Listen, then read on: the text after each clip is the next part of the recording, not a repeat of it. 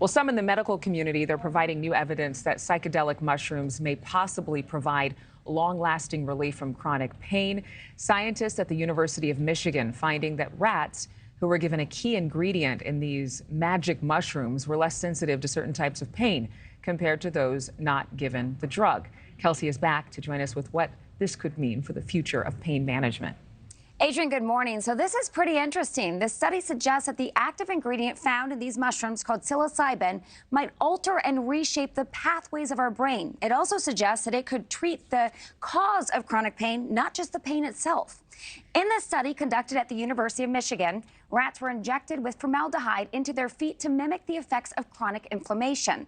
The rats were then split up into separate groups and given different kinds of treatment, which included low doses of psilocybin and a high dose of it and a placebo of salt water.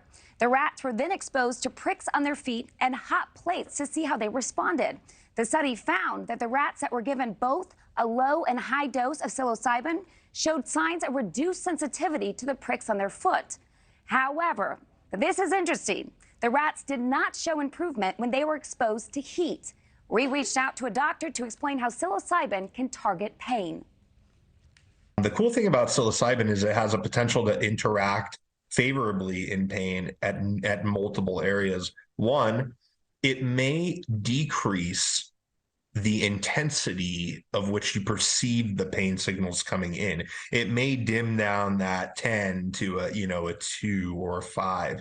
It may kind of correct that allodynia, we call it, feeling pain out of the proportion of the injury.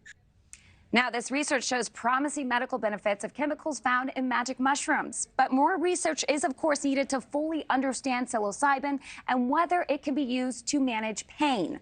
Now, we reached out to the scientists of the study, and they have not commented at this time.